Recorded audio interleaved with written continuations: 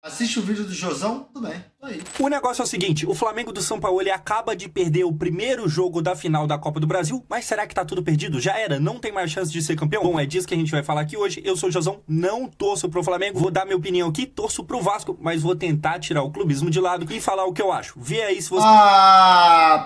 Comenta, caralho. Eu já tô tentando fazer isso na minha live. Se você fizer isso também, não vai ter ninguém sendo filha da puta. Seja filha da puta, porque senão eu vou ter que ser. Caralho, o crente que ele ia chegar zaralhando aqui, pô. Você concorda ou não? É o seguinte, rapaziada, hoje o time do Sampaoli entrou em campo com esse elenco aqui em específico. Chama a atenção, mais uma vez, um elenco que troca. O Flamengo tem esse costume, o time disposto fica dessa forma aqui, ó. O Flamengo do Sampaoli tem esse costume de nunca repetir uma escalação. Eu até acho, e aí você comenta aqui se você concorda comigo ou não, eu até acho que essa escalação é boa, é melhor do que a que jogou contra o Atlético Paranaense no meio da semana. Porém, assim, é uma escalação boa, pelo menos na minha visão, talvez tenha algum probleminha aqui e ali, só que tem um problema maior que é um time que nunca tá acostumado a jogar junto. Por quê? Porque todo dia o Sampaoli tem um elenco novo. Algumas peças aqui é por causa de lesão. Por exemplo, nesse meio de campo a gente tem Gerson, Eric Pulgar, Vitor Hugo e não tem o principal meio campo do Flamengo, que é o Arrascaeta. Mas até aí tudo bem, porque o Arrascaeta tá machucado. Provavelmente volta pro jogo da semana que vem.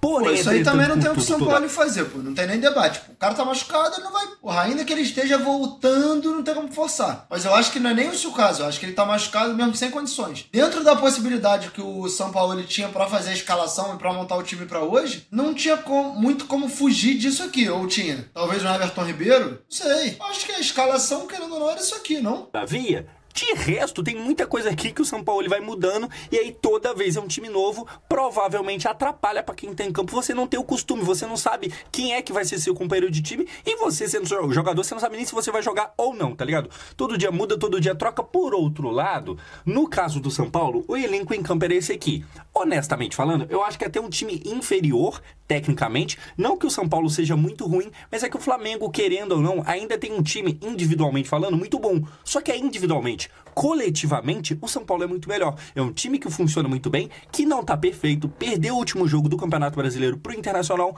mas normalmente joga melhor e tem mais uma cara de time, de elenco, de coletivo do que... Pô, é maneiro ver o Josão fazendo vídeo assim, né? A gente costuma ver ele fazendo uns vídeos do Vasco um pouco mais num tom irônico, até por ser o time dele, então tem muita zoação quando ganha e quando perde, mas isso que ele tá falando é verdade, mano. O time de São Paulo é muito mais time do que o Flamengo. Só que o Flamengo tem, jogadores que são muito melhores, na grande maioria, que os jogadores de São Paulo. Tipo, todos os jogadores do Flamengo, praticamente, teriam vaga no São Paulo. Agora, eles iriam ter a entrega e o coletivismo que os jogadores do São Paulo têm? Não sei, entendeu? É um debate. O Flamengo do Sampaoli. E eu tô falando muito do Sampaoli porque, pelo menos na minha visão, ele é parte da culpa total desse problema que tá no Flamengo hoje. Eu vou falar aqui o que eu acho, quero que você comente aqui depois se você concorda ou não.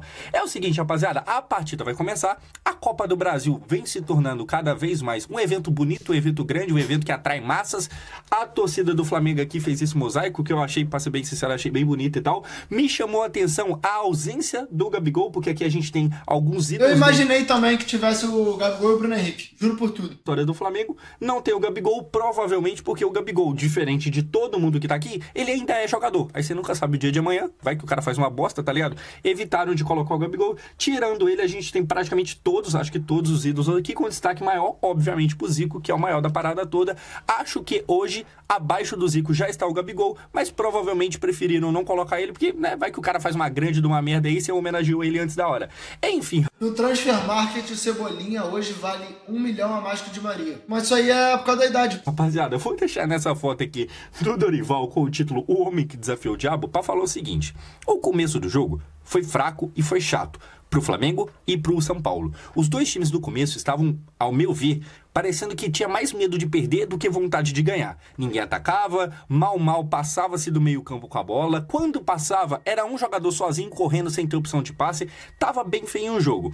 Até Até que o primeiro momento minimamente importante do jogo é essa finalização já aos 16 minutos. E apesar do jogo ser na casa do Flamengo, se é que o Flamengo tem casa, né? Porque é Maracanã. Então, mas apesar do mando de campo ser do Flamengo, a finalização aos 16 é do São Paulo, é do Calleri. Eu tenho aqui o lance separado porque vem uma bola que, se eu não me engano, é do Nestor. O Calleri ganha a zaga, consegue finalizar. Finaliza fraco, ele aqui com o seu nevô amarelo muito mal feito. Finaliza fraco, mas assim, ele tem, pelo menos, o Calleri tem o mérito de ter ganho, que eu acho que é do Léo Pereira. O Léo meio que dormiu e quase que toma gol. Se não dá, se não fica esperto, se não tem o Matheus Cunha ali, ia tomar um gol.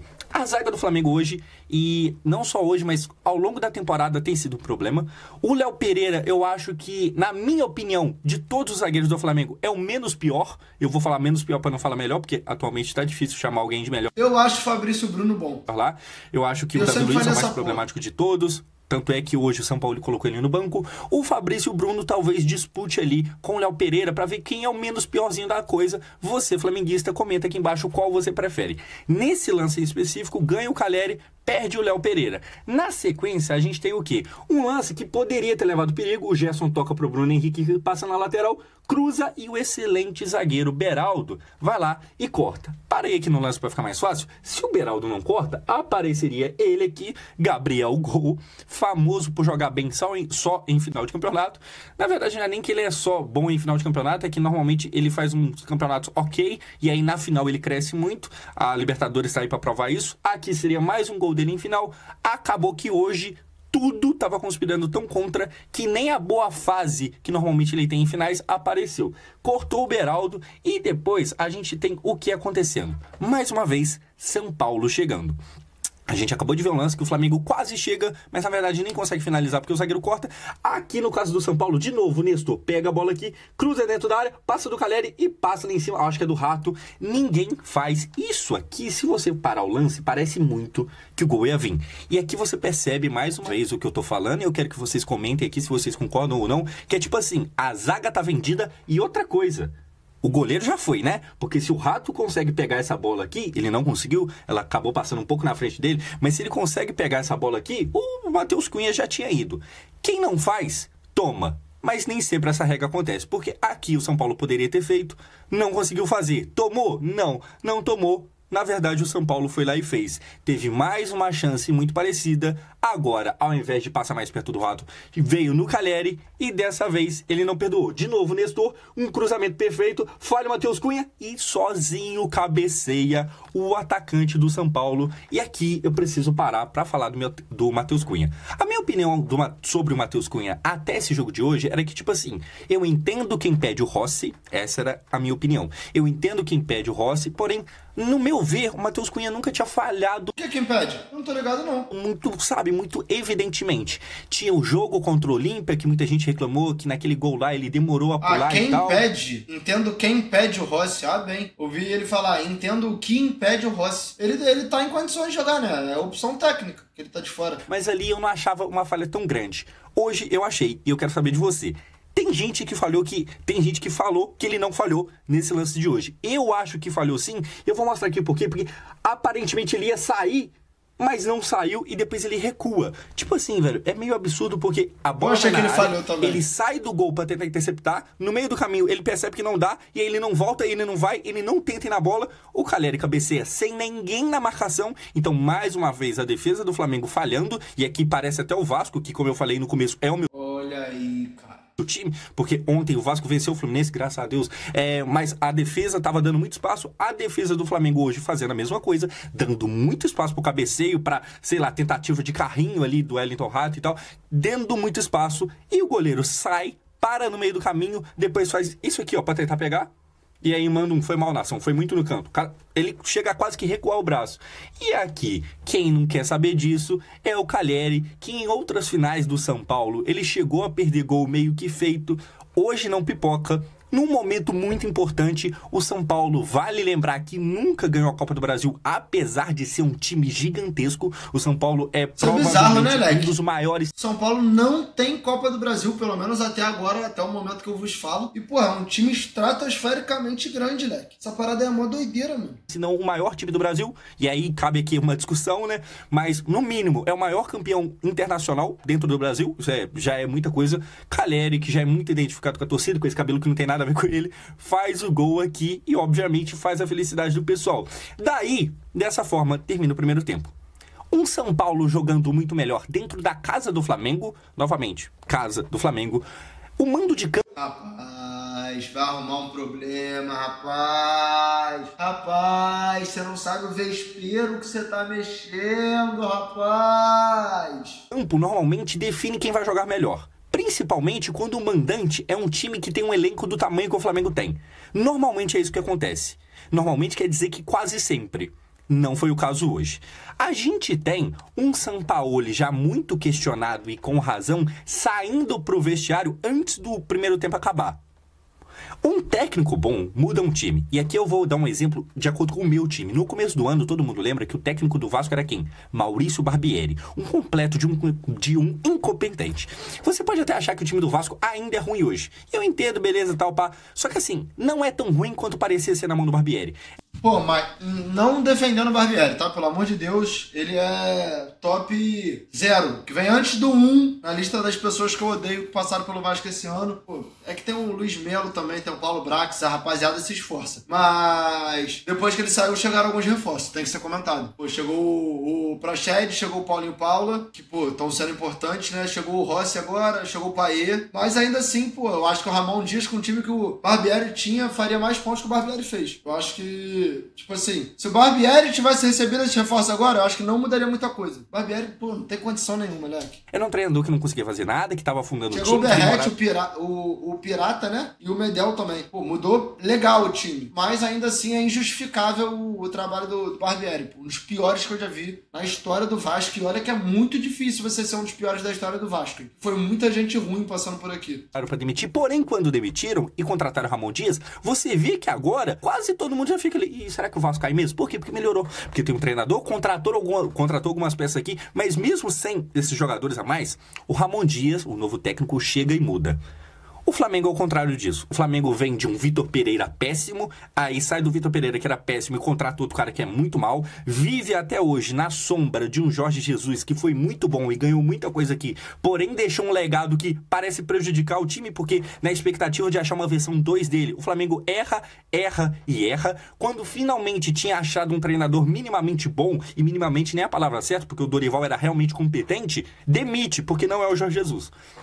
Aí chegou ao ponto de ter um Sampaoli que vai, antes do jogo terminar, vai pro vestiário, abandona o time, uma coisa no mínimo feia. E aqui a gente tem os números do primeiro tempo. E isso aqui é absurdo, porque assim, o Flamengo, junto com o Palmeiras, nos últimos, 5, 6 anos, é o maior campeão do Brasil, junto com o Palmeiras. Só que aí você vai ver ele jogando em casa, 0 chutes, contra 4 de quem tava vindo de São Paulo. Aí você vai ver chutes ao gol 0 também, posse de bola, apenas 36 pro Flamengo. Ou seja, não chutava, não ficava com a bola nem da defesa, o que indica que no primeiro tempo só deu São Paulo. Acaba que o São Paulo não finalizou tanto, mas ficou mais com a bola. E aqui passes, 157 contra 266.